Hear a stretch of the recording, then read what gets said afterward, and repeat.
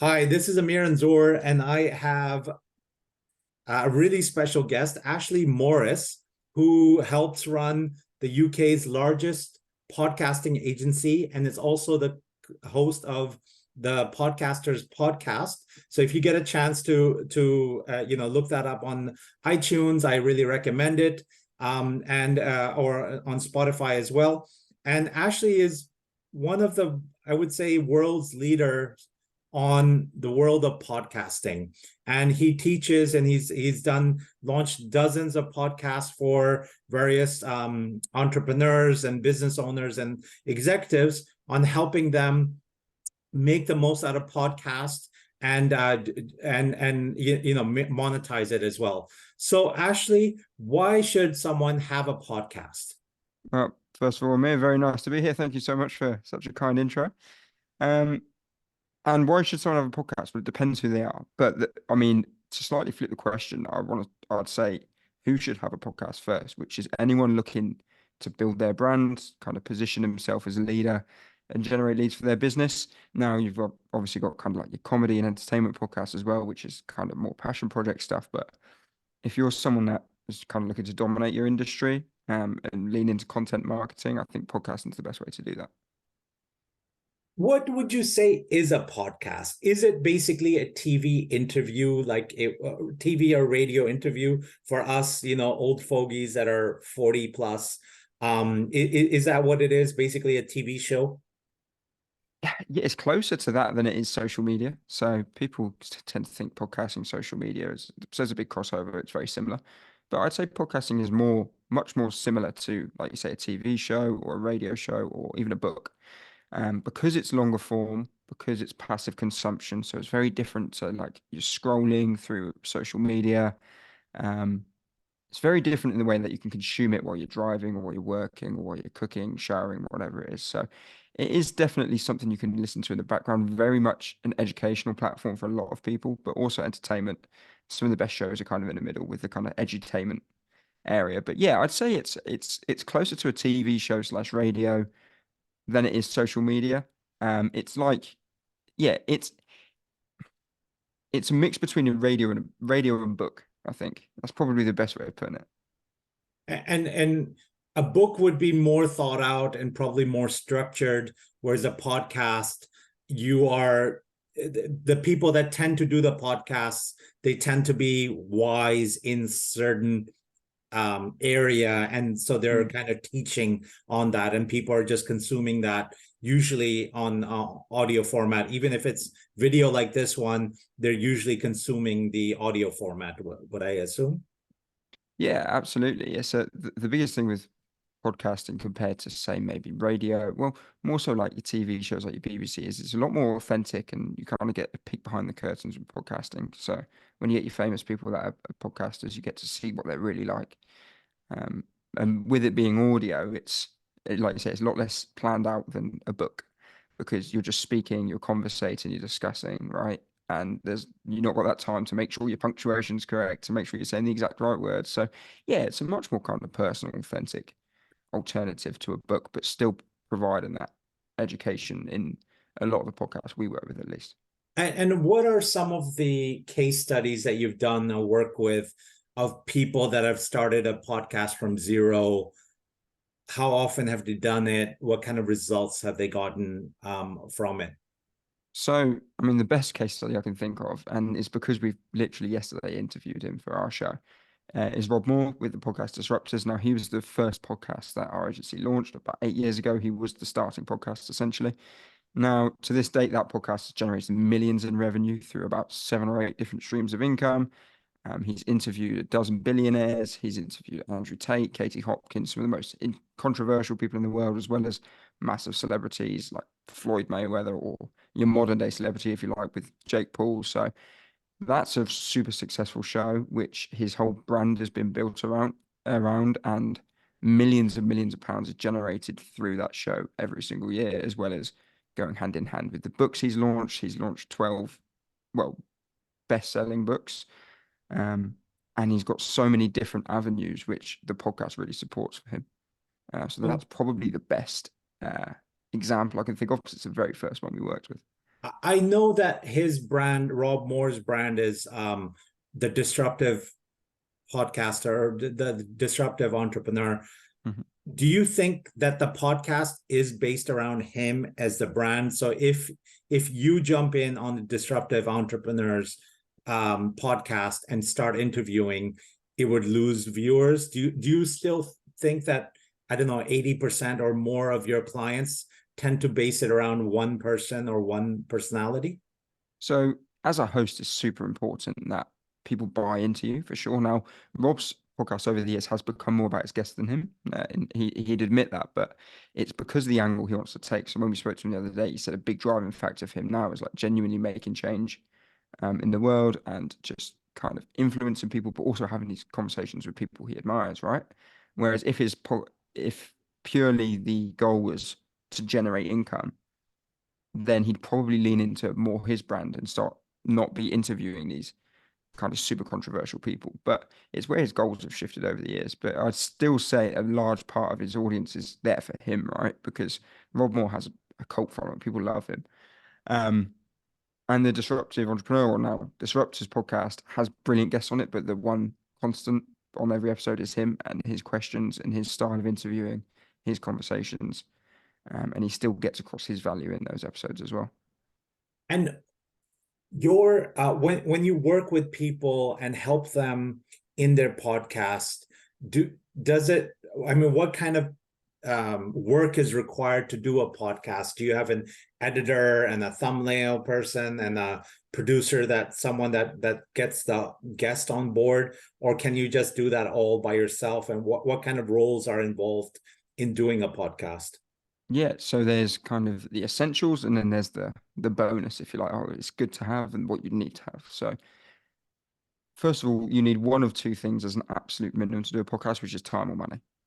Because if you haven't got the investment to get professional support, you need to put the time into learning it and doing it properly yourself, because very, very, very hard industry to succeed in unless the quality is extremely good now.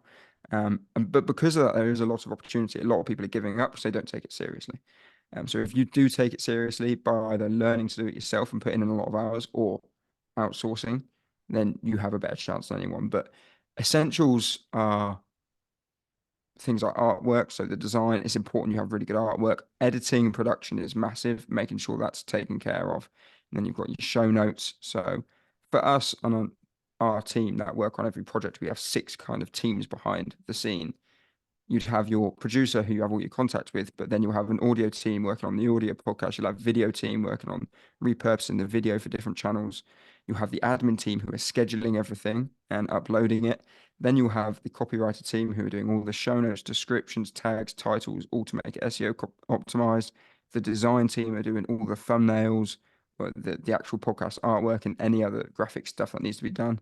And then the strategy team, which is kind of where I fall into it, which is working alongside the podcaster, almost like a business partner, to help make sure that they monetize their podcast or grow it or get out of their podcast what they intend, right?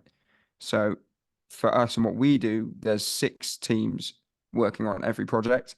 Now, you don't need someone to help your strategy. You don't need a professional copywriter, but you need someone to do your editing. You need to do it yourself. You need to learn a bit of copywriting yourself so you know roughly what you're doing.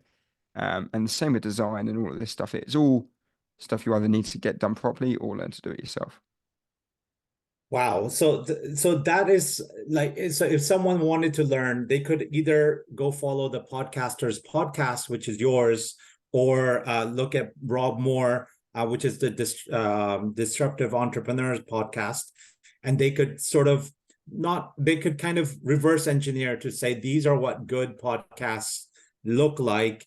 And can I get to that level? The one that is really, I think, big in the UK as well is the Diary of a CEO. And what do you think about that podcast? What did they do right that's elevated them to a top tier brand as well? So the sheer investment Stephen's put into that podcast is phenomenal, beyond what more or less any other podcast can do, which is a large part of what its success is down to, which is credit to him because he's taken it seriously as a business, right? I listened to an interview with his head of social media, the girl who runs everything for him, and she was saying they test 100 thumbnails for every single episode. They like trailers are done to ridiculous standard. They're all tested. They're putting money behind ads just to test things. And the level to which they're investing in doing it properly and treating it as its own business is a large part behind the success. Now, also Stephen himself is very, very good with questions. He's doesn't just ask questions all over the place, skipping between different subjects, but he really digs deep into the questions he does ask. There's a lot of inspiration to be taken from him as a host. There's a lot of inspiration to be taken from him in terms of the production standard. Now, there's a few things you shouldn't copy from Stephen Bartlett, though, because he's at a massive level now where, for example, his podcast artwork, if he wasn't known, is awful because it doesn't say the name of the podcast on it. You'd have no idea what it's about. He's very broad with the people he speaks to. It used to be very niche when he first started. He's now broad. He's earned that right to be broad. But if you go straight in with a podcast that has the initials of your title, not your actual title, and you're just interviewing everybody and anybody and everybody, it's going to be really, really difficult to grow. So there are aspects of what he does you shouldn't be looking to copy, but there's things you can take inspiration from, which is how much he's put into this project, the sheer level of testing he does, the research and the questions he asks his guests, all of this sort of stuff he does fantastically well. Well, I know you're a big proponent of niching, right? You say, I've heard you on your podcast say you should niche and find your niche to be in that podcast. How does one go about finding that niche and not being, let's say, bored or even know like their rhythm to say, okay, I'm going to speak. For instance, you do one on the podcaster's podcast, but a lot of people listening might not know that they have a niche yet. Should they just start podcasting and then figure it out, or what is? So for specifically business related podcasts or podcasts that are looking to generate an income, if it's from client acquisition or selling courses, something like that, you need to work backwards and go from, okay, who's my ideal customer? So for us, the people that tend to work with us are people who either have a podcast looking to grow it and improve it, or people looking to start a podcast to generate income for their business in some way, shape, or form. Then you work out that ideal client as an ideal listener. What sort of content do they want to listen to? And then you create content for them. So for us, we create content for new podcasters, for people looking to get into podcasting, because they're the people that are essentially going to need the help we provide.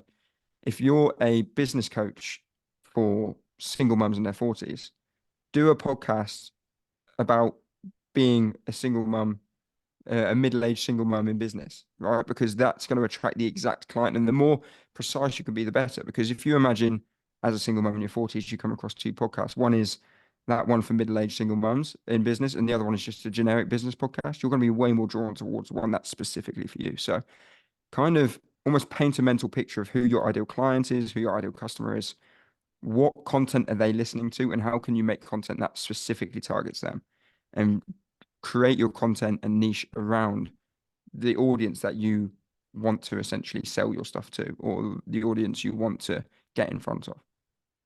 Wow. And would you say that a lot of podcast is consumed on YouTube or Spotify, or do you have like figures on where people tend to consume the most podcast? Yeah, so in terms of audio consumption, we find that about 80% of podcasts are consumed on Apple Podcasts. Now, it varies from show to show. But if it's purely organic, no paid promotion, then Apple tends to be about 80%, Spotify about 10-15%, and then the remainder is split between that 5%. Now, YouTube is becoming very, very big in the podcast space, but YouTube consumption is a little bit different because if you're consuming a YouTube podcast, you're actively watching it. Whereas if you're consuming audio, you might be driving or doing something else. But YouTube's becoming a massive player in the podcast game and it's getting bigger each day. So I can tell you the exact comparison between the two, between audio and YouTube, but any video podcast is consumed on YouTube. Any audio podcast is consumed across multiple platforms, but 80% of it on Apple. So So YouTube is one of those things that in 2024, if you can have YouTube to go alongside your podcast, it's definitely going to give you a leg up. So even though that only 50% of mobile phones are Android, Apple, you would still say that are Android people even listening to it on Apple, or are they, or is it just that that Apple iPhone holders just consume more podcasts? I think for most of the shows we work with are mostly UK based. And Yeah, in the UK, I should imagine the percentage of Apple phones is a lot higher than 50%. it's about 57% in UK, but I do know Mm. that it's more richer. Like there tend to be more affluent people that have Mm. iPhones. I So I I know do a know lot of the that. people who have Samsungs tend to be much older people as well. Yeah, yeah, yeah. I feel like anyway, but yeah, I'd say that's anyone who has an Apple phone listens to an Apple podcast. Anyone that has an Android might listen to Spotify, but there's also a few other Android platforms. So I think if you take the people that predominantly listen to podcasts, which is up to the age of kind of 40, 50, upwards of 20, that's people below and above that listen, but that's probably the predominant age. Most of those people use Apple, I would say. So that's probably why. But yeah, maybe we'll Spotify isn't a great app for podcasting, I don't think, anyway. So maybe if an Android app comes out, which is so much better than Spotify, that every single person that has an Android uses it for podcasting, then it will close it down a bit in terms of the gap. But at the moment, Apple Podcast wins. And Apple Podcast is by no means a perfect app, but it comes pre-installed on an Apple phone, which is, I think, why everyone just automatically uses it. Okay. And what advice would you have for people bringing on guests? Like how, or is it that, a lot of the podcasts, are they solo podcasts, or do they usually tend to have, the ones that I follow tend to have guests on, for instance? Is that, do you have like any breakdowns of percentages, or what would you recommend that people do to start off? Yeah, so I have no statistical kind of backing or breakdowns, but we find that having guests on is really good to leverage other names and bring in listeners, right? So if you have a famous guest, then people more like to click on it. Also, if they promote it, or if you go as a guest on other podcasts, collaboration is the best form of growth with podcasting. So having guests on and being a guest is a great way to get new eyes on your show. But solo episodes, or kind of if there's co-host discussion episodes, which is really focused on the host, is a really, really good way to position yourself. So if you are an expert, there's no harm in doing hybrid, where one week you have an interview, you have a guest in, the next week you actually do a solo piece. And then when you do have interviews, it's more discussion based than just interviews, right? That's a really good way of doing it. That's how kind of me and Kane with the podcasters podcast, and now trying to get a few more interviews in to bring in some names, bring in some listeners. But also, we know we have so much content, which is just us two, which is really high value, that hopefully people will really buy into what we do. And it's not just, we're not just becoming question masters. So a mix of the both. You can do a solo only show, you can do an interview only show. Both have their pros and cons. But in an ideal world, I'd say being able to do a little bit of both is the best situation. So in the podcasters podcast, for instance, did you, because it's such a niche, right? You're talking about podcast and how to grow podcast and how to get sponsorships, etc.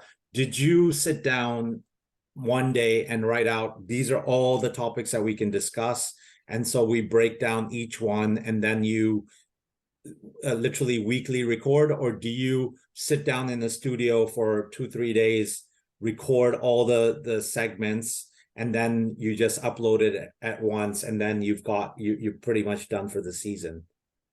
So no, actually, what we do is we tend to record once a week or once every other week. We don't plan any episodes. We're 140 in. We'll just sit down and go, cool. Well, throughout the week, if we think of any ideas, we've got a group chat and we'll put them in the group chat.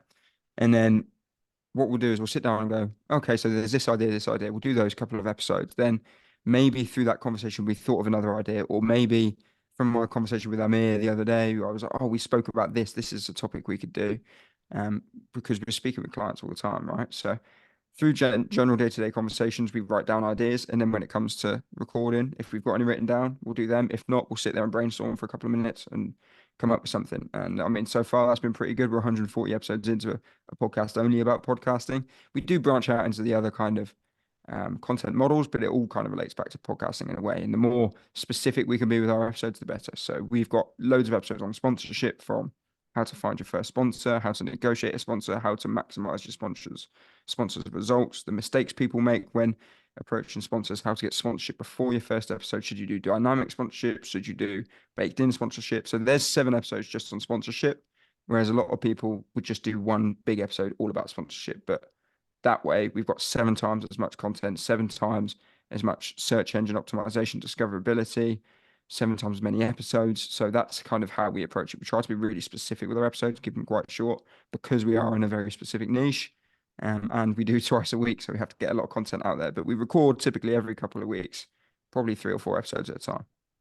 Okay, so but do you just write out to say this will be the headline and then you just start talking, or do We you? do the title afterwards. So we figure out what it is. So we done one the other day, which was talk about famous podcasters. I'd written it down. And I was like, right, I want to talk about comparing um, independent creators to famous podcasters. What's the difference? Why you shouldn't compare yourself? Which ones succeed in which area, right? And that was basically what I said to Kane. I was like, cool, I'll intro it. And then I intro it as we're going to compare famous podcasters to independent creators, and then we start a conversation. That is it. And then afterwards, we'll come up with the title. I think we called it "You versus Joe Rogan" or something like that. But we come up with how to intro it, as in what the topic of the episode is going to be about. Then between me and Karen, we'll just discuss basically our thoughts on the topic, and then before it gets uploaded. We obviously have the copywriter team come up with a title, and if we want to tweak it at all, we'll just add our tweaks to it. Wow.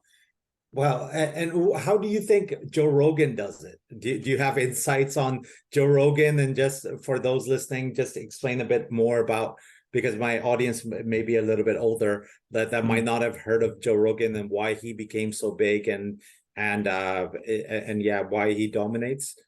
Yeah, it's a weird one, really. He had a massive head start in the sense that he just started a lot before everyone else, was massively consistent, stuck with it, and then really was a trailblazer for podcasting, right?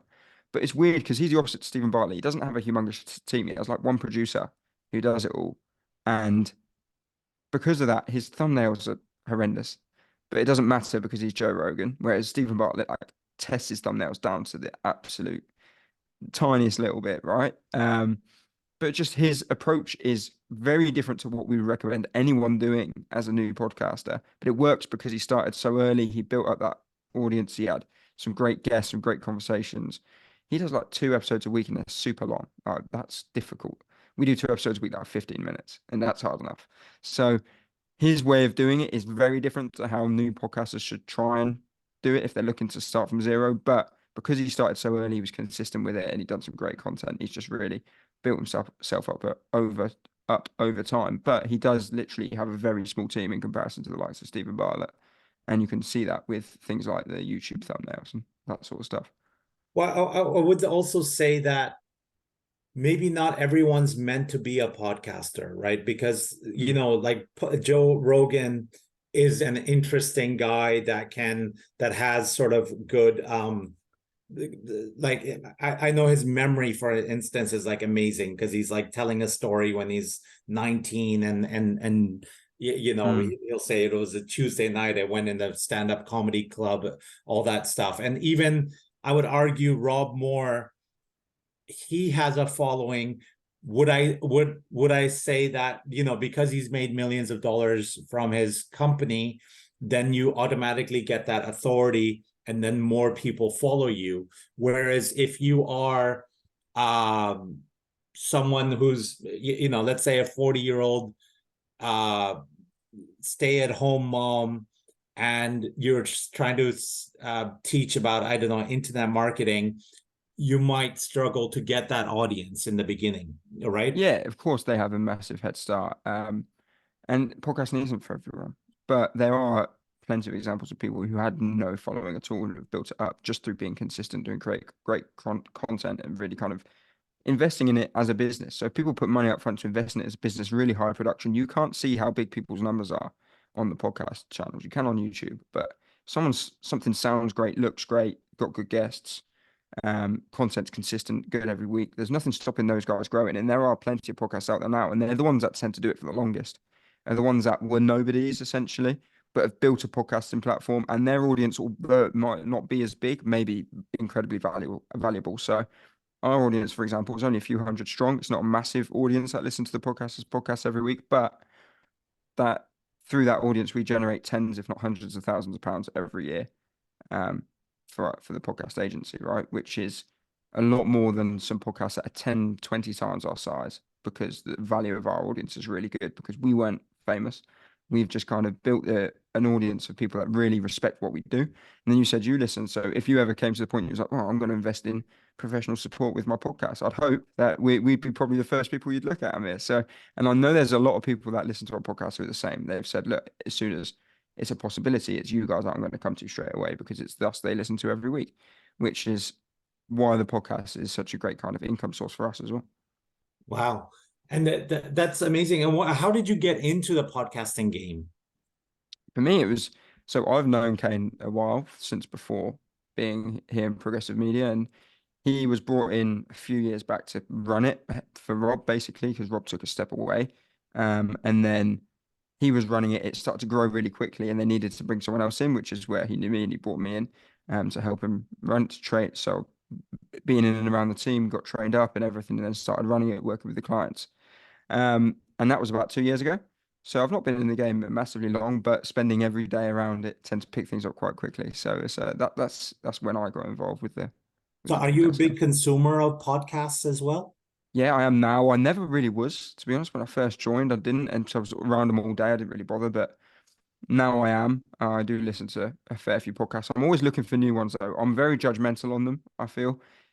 It only takes one or two things to annoy me about a podcast, and I stop listening to it. I think because I'm around them all day, every day. So it's like, oh, I don't like the intro, or don't like the host or something like that, I'll quickly move off it. So I find it hard to find ones I genuinely enjoy. But if I do find a good podcast, then yeah, I do consume quite consistently. And would you say that the future of education is podcasts? Or I mean, because for me, I'm an educator and I love like teaching people and people learning. And what I think is, books is one way of teaching, podcasts and building a personal brand around your podcast. Like you're gonna, students from around the world are gonna learn from the best teacher, whether he be sitting in Nairobi or New York or whatever, and they can learn more from the best teacher in New York than they through his podcast than they would sitting in a classroom and learning from lectures. 100%. And not just podcasts, and like you say, books, audiobooks, I think are great. I listen to a lot of audiobooks and then even the video content. Now, the likes of TikTok is a very different style of content, but you can still get some really good educational content on there. And you can turn your podcast into pardon me, you can turn your podcast into TikToks too. So I think that passive consumption of audiobooks and podcasts is a great way for people to get educated now. And also, I just find I don't do well sat in lectures, writing and listening to someone talk at me. But if I'm driving, I can get kind of engulfed with a podcast or an audiobook and really kind of take on what's been said. I find for me that's an easy way to learn. And it does feel as though the education system is very, very outdated, and something like this could be uh, really good contribution to how people learn in the future because it's more suited to what kids these days do every day, right? They're always on their phone, they're always consuming content. So if you can turn their hobby into the way that they consume educational content, right, that can only be a positive. And what about swearing in podcasts? Do you say to your clients not to do it, to do it, or it just depends on their personality, or do you, yeah, because that might be something that comes up. I think it's fucking great. Okay, yeah. No, it's authenticity, right? If you swear, you swear. Don't put it on. Don't force it. We do quite often in our show on YouTube or TikTok. You sometimes have to bleep out swear words if you're trying to monetize it. But on the podcast apps, by all means, it's authentic. And realistically, a lot of the shows we work with aren't trying to target people under the age of 18. So if you're just a kids show, probably don't swear. But just be authentic. Don't stop yourself from swearing, but don't force swear words. If you swear, swear. Then it's But known. if Go you on. do swear, then do you have to edit it and edit it out or something, or no? Like, does it just add more to your editing process? No, you shouldn't. That's what I mean. Don't edit it out. Not on the audio platforms at the very least. Now, if you're at the size where you're monetizing your YouTube channel, then yes, it might be worth editing it out. There's a list full of words that we have, which is basically banned words that you can't use because YouTube will punish you or TikTok will punish you. So yeah, on those platforms sometimes, but in terms of the audio podcast, nah, there you can say whatever you want. So let's say if I've got someone in their 40s or 50s for the first time thinking about how they can reach bigger audience, grow their business, they're already an executive and an entrepreneur. What are the top tips that you would give them to starting their podcast?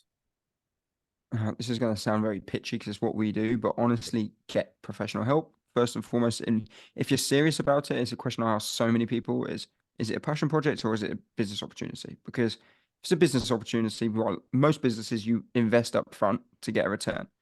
And now the idea of, oh, well, let me make some money before doing it properly, it just makes it incredibly hard to succeed. Whereas if you go not Stephen Bartlett levels, but go, right, let me invest in doing this properly up front. That way, if you're in your 50s, because to be honest, if you're in your 50s, you probably don't want to learn to be an audio engineer and a graphic designer and a copywriter. But what you are is probably a ball full of knowledge in one specific area, of whatever niche it is. Your value is as the host and with the knowledge in that area. So, look, if it's a passion project, just upload it, figure it out as you go along.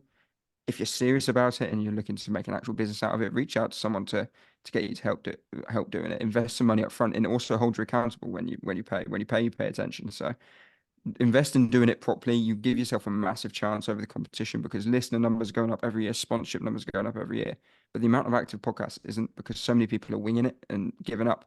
Every 10 people that start, 10 people give up, right? So treat it as a business would be the biggest way of succeeding. And the best way to run a business is get people who are better at doing certain things to do them.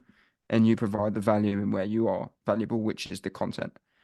So that's how I'd approach it if I was in my 40s, 50s, didn't have loads of time that I want to be spending learning all of this stuff and making it not very fun. I just create great content and work with someone to make it make it a success. So literally they could just press the record button, record it on Zoom or Riverside or one of these platforms, and then hand off everything to you, and you upload it to YouTube or Spotify and everything else, and take care of the copywriting, everything, and that's it. So all they have to focus on is having a great conversation. Exactly that. And the thing is, when you're spending your time on the income generating areas, you're going to get better results, right? So if you have 2 hours spent editing and copywriting, that's nowhere near as valuable as if you spent those 2 hours connecting with future guests, or being a guest on other shows, or doing some more marketing and getting your show out there, telling people about this, things that are actually going to generate income. Whereas editing, anyone can do it. Copywriting, design, you can get professionals to do it better than you in a quicker time, and you spend your time where it matters, which is the content and getting people to listen to it. So yes, it's an investment up front, but if you value your time, it's a lot more affordable to do it that way. Now, obviously, there's more than just agencies out there. You can go hire individual freelancers. Usually works out a little bit cheaper, but you've got to manage them all. And if you want a professional in each area, it might actually work out more expensive.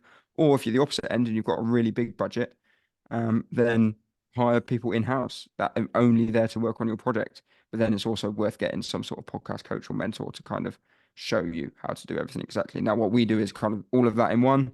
You haven't got the you haven't got someone in-house that you're paying loads for, but you also haven't got to manage loads of freelancers. So it's kind of the middle ground, which is suitable for most people. But like I said, different situations, different people, different budgets, right? It's different ways of going about it. But yeah, definitely treat it like a business, outsource it to someone who knows what they're doing. And so you can focus on what actually matters. And would you say that a lot of people, they might try it out for a couple of episodes, see if they like themselves, their voice, all that stuff, and then say, okay, let me do this, because it is a commitment, right? Time, energy, money, whatever that is, to get on it. And podcast, as I think, is not for everyone, right? Like Yeah, I agree. I like, some people are better at writing content, some people are better on individual. Maybe they could try it out and then say, okay, actually, I want to go in, and then contact someone like your agency, and then say, okay, help me like monetize it, and you go through a strategy for them as well, right? Like how Yeah. to monetize it. Yeah, for sure. So I think the best way about doing that and I'll explain why in a moment, is instead of launching your own, is being a guest on a few others to get the feel for it. See how you feel about being on podcasts, even if they're guests on tiny shows or unrelated shows, just to see what you think of it. Because the thing is, when you launch, there's those first episodes that people always come back to. So if they're not very good, then you're going to lose a lot of future business because they exist.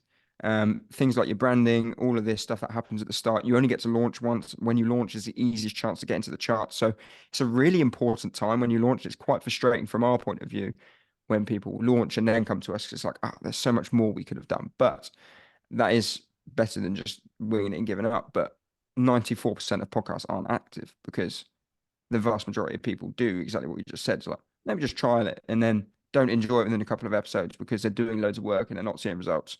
So they give up. If you're going to give it a go, commit to doing it for a year. Because it takes time to see results. And realistically, you need to be prepared to commit to something like that. Because if you think, I'll try it, but I can only do it for a couple of months anyway, it's not worth doing it. Like you say, podcasting is not for everyone. So only do it if you think, I can commit to doing this for a year to see where it takes me. And then maybe be a guest a few times first, and then go, yeah, right, I'm going to commit to doing this, right? Because if you launch and play around with it, very, very rarely do people launch and just kind of have a fiddle with it and then go, yeah, this is amazing. Now I'm going to get proper help. It's usually, this takes so much time. Oh, I'm only getting 10 listeners an episode. Oh, I'm not going to bother, because they get disheartened. You're most excited about it when you first start. So make sure you are prepared to commit for a long time to doing it. And sometimes the easiest way to commit to something is putting money down, right? Because I know for me anyway, if I spend money on something, I'm going to make sure I do it. So, Yeah. yeah, I'd be a guest to kind of test the waters rather than like soft launching your show, because that's a big opportunity missed. And how can you start being a guest on podcasts? Do you So have, yeah. there's a site called listennotes.com. Go on there, search for specific charts. You can find so many podcasts. Just go on to Apple Podcasts, reach out to them. Um, who's in your network? I'm sure everyone knows people with podcasts. So just reach out to people you know. Often podcasters are looking for content. And if it's an area you think you're an expert in, so say you're an expert dentist, search for dental podcasts and be like, hey, I'd love to come on and talk to your audience. So just try and there's probably a podcast in and around the area that you're an expert in. So just reach out to those sort of places and see what you can find. Wow. And would you say if you are doing the podcast for a year, you should schedule your podcast so they come out every Thursday? I'm not sure if like you're doing it twice a week. Do you always schedule it so it comes out on a Tuesday and Thursday, or how do you do that? Yeah, so we're Tuesday and Friday, but schedule it for 1 a.m. in the morning. And the reason being, it can take a few hours to show up on all the platforms. So you want it to go live super early so that when people are waking up at 6 or 7, it's everywhere. You don't want to go live at 6 and then it actually doesn't show on someone's platform till 9. So yeah, we schedule it for 1 a.m. on the same day of the week every week, because humans are creatures of habit. So it's important that they know to show up at the same time every week. So you do think it's important to schedule podcasts rather than randomly. So it's just the old 100%. school. That's a massive, not red flag, but it's a massive thing, is consistency. The last conversation I had before jumping on this podcast with, I was having a coffee with someone who's looking at potentially starting a podcast for a law firm. And he was like, what's the biggest downfall of podcasters? And I was like, consistency. Because you have to be consistent every week to see any genuine growth, genuine results. Because for you to do better than other people in your space, people need to listen to you every single week and really get to like you. And if you're posting one here and one there and one here, unless you've got a massive audience already, it's going to be extremely hard to gain any sort of traction. Consistency is, cheesy as it is, consistency is the key to success with podcasting. So you would say start off like the minimal investment someone can do is start off once a week, 1 in the morning, your time, whether you're in the UK or US or Europe, and publish it. I use like podcasting for Spotify, and that does it in all the platforms, right? So you would Yeah. say just, or could you even do every 2 weeks, I guess? Yeah, it's better to be consistent with every 2 weeks than try and do weekly and not be able to do it weekly. But there is also a massive benefit to doing it weekly. It's a lot harder to grow bi-weekly than it is weekly. But yeah, find yourself a hosting website. Now, we've never been sponsored or endorsed by any, but we use Omni Studio for their enterprise hosting for all of our clients. But if you were to use them as an individual, it would cost you like £400 a month. So we recommend Acast as one for starting up. It's a really good hosting site. It's free. It's very simple to use. It's one of the most popular ones. So when people say, look, people not working with us say, look, where can I start? What hosting website? Acast is the one. That's where you upload your fully edited audio, and it gets distributed to Spotify everywhere. You put your show notes, you put your titles, your graphics, and everything on the hosting website, and it distributes it to every single platform.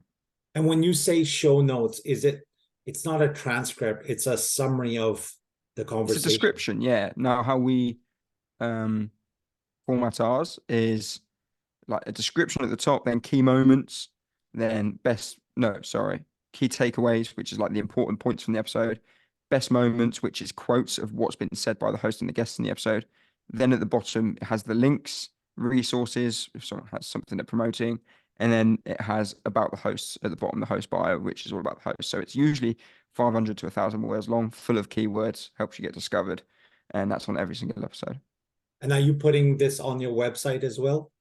I don't know. I don't think we do. We're actually updating our website at the moment, so hopefully we do afterwards. But you can. You can also transcribe it. There's so many AI tools. I wouldn't use the AI editing tools. They're not particularly great. The show notes ones, some of them are okay, but you need to really kind of look after them too. But you can transcribe your episode with an AI tool, and then go and use that transcription to create a blog on your website, for example. That's something that a lot of people are doing now. AI is making that a lot easier because it's quite a simple task. It's just a very time-consuming one, which is perfect for AI, right? Well, AI like rev.com, etc. I know they charge like $1 a minute, something along those lines. What are the implications of AI? What are you seeing, and what do you project in 2024 and beyond? How has it changed your industry in the last 2 years or so? So obviously it's impacted every industry, but I think AI is going to make it easier for those podcasters that have a good team around them. Because AI makes everything kind of one color, if you like. So AI can edit to the standard that everything else is being edited to. So if you're someone who's creative and can do better than the standard, then you're really going to stand out because AI is going to make everything kind of look the same. Um, AI hosting, I think, is a horrendous idea because there's no authenticity of the host. Um, AI show notes getting there, but hit hit Yeah. and miss. AI editing, again, it's not really there at the moment. It will help with certain tasks like show notes, transcribing, that sort of stuff. But the biggest thing with podcasting is the personal connection, the authenticity, and AI won't be able to replicate that. AI is great for content ideas. It's really good for coming up with content ideas and things like transcribing. But it will never, I personally don't think it will ever be able to do what a really good creative can do in the Mhm. sense of like a really good video editor can come up with some really creative ideas when they're editing videos, whereas at the moment AI will caption it and make it look like every other video, which just means the standard is becoming higher with AI because now the average is a lot higher because AI can achieve that. So it just means if you can do better than that, you're really going to stand out. And in the world of podcasting, would you say that it's kind of similar to movies where you go and watch a movie because Tom Cruise or Brad Pitt or Julia Roberts are in the movie rather than know that it's a Warner Brother movie or a Miramax film, so that the movie star is what brings the people to watch the movie? Would you say it's the same in podcasting world, so that you have Rob Moore or Joe Rogan or Stephen Bartlett, they are the stars that bring in, or yeah, is that just gonna be the way, or do you think podcast people are watching it probably more for because it's about podcasting rather than Ashley Morris? Or are you gonna have Yes. So it's a balance of all of it. So big names are great for bringing people in. In an ideal world, your guests bring people in and the hosts make them stay. So being great hosts, people buy into the hosts. Now we found since we took a much more kind of authentic approach to our podcast, and look, me and Kane are both guys in our early 20s, we take it quite lightheartedly the way we host it. People really like that. So people buy into us as hosts, whereas there might be a different podcast about podcasting, which is really button up and really perfectly spoken, which might suit a different audience, but our audience like us. So there's the element of, yeah, the movie star getting those great guests brings people in, but you've also got to be a great host to one, get the best out of those guests, the best content, and two, people will stick around for the host because if you've got a really big name, odds are they've probably been on a few different podcasts. So no one wants to click on your podcast and hear the same thing they heard on another podcast 2 weeks ago. But then if you're positioning yourself as an expert in your field, those guests are great, but you also really need to put people to like you and stick around for you. And that's why the podcasts that make the most money are the ones that people buy into the host. So it's super important that people buy into you as the host, the actual content, like you say, the podcast as podcast, people buy in for the podcast content. They also buy in for me and Kane as hosts. And then getting the likes of Rob on the channel will definitely help bring in some of his fans who are then going to hopefully become our fans. Do you know what I mean? Mm. Yeah, cross-pollination, right? So, Exactly. and what are your tips for becoming a better host as a podcast host? Also, preparation, but not over preparing. So don't go into something completely blind with no idea what you want to talk about, but also don't write down 20 specific questions because then all you're going to end up doing is reading question. It becomes like a BBC interview. So active listening is the biggest advice. Have talking points, things you want to cover, things you think that will make a great clip, but make sure you're engaged in the conversation. So when someone gives an answer, you can dig deeper into it and kind of go off like a tree, little twigs going off in different directions rather than just a whole new branch every single question, right? So that's massively important, being a part of the conversation. And that's something that the likes of Stephen Bartlett's amazing at, Joe Rogan's amazing at, which is why they've got where they are. Um, so that's super important. And authenticity is, again, don't try and be someone you're not. So just be authentic and active listening. Those are the two biggest things I'd say about being a host, being a podcast host. And do you think these big hosts, like, I mean, you know, Rob Moore better, they spend days into researching a guest, or do you think they spend a couple of hours, get to know their story, or do they actually read their book, for instance, and then interview? Yeah. It definitely varies. Now, some of the biggest shows have research teams, so teams that will go and do the research on their behalf and then provide a report. Um, I think Rob does have researchers, but Rob will also do some of his own research. So it's a balance of the two. Some people want to go all in and read the book and everything, but then often someone like Joe Rogan isn't that researched, so he asks all these questions and gets it out of them as the podcast goes along. But his episode's just super long, so his is a lot much more of a discovery process. But that really does vary. Some people will go all in, but time constraints as well. Like, do you have the money to pay someone to do it for you, or do you have the time to go and do all that research? Um, so there's levels to what you can do. There's benefits to both, but it's definitely worth doing some level of research, I think. The biggest podcaster from my era, you know, I'm 46 now, is probably Oprah Winfrey, right? Like the biggest sort of interviewer in the US. Do you think that she would stand a chance in today's economy because she's got so much more competition? Or yeah, would you say, like, you know, in the UK, there's probably I guess like Michael Parkinson, or there's some sort of known interviewers that are on big TV stations, and this is effectively what you and I and all of us are doing. Do you think that like Oprah Winfrey would still have that massive impact on the American culture if she started today, or it's just 100%. I think she would because podcasting will give people a chance to see more of an authentic side to people. So these BBC interviewers, if you like, can often be very buttoned up, asking the specific questions. You can't swear, got to be careful what you say. Whereas a podcast is a more relaxed fashion. So there's a lot of famous people, and I listen to a few of them from like football pundits who you see on Sky Sports, but they're very straight in terms of what they're saying. Like don't make any mistakes, say everything perfectly. And then you see them on a podcast and they're effing and blinding, and there's a lot more insight to what they're actually like. And people really like that because so many people are media trained, like footballers especially. It just gets boring. So getting to see that side of people on a podcast is great. So the likes of Oprah, yeah, it would be amazing. People seeing what she's really like, that real kind of authentic side of her on a podcast would, yeah, it would do great. And have you seen any challenges that your hosts have had, like sort of saying the wrong thing, and then someone famous says like a 30-second clip of something controversial, or is all publicity good publicity? Rob's really good at getting himself in trouble.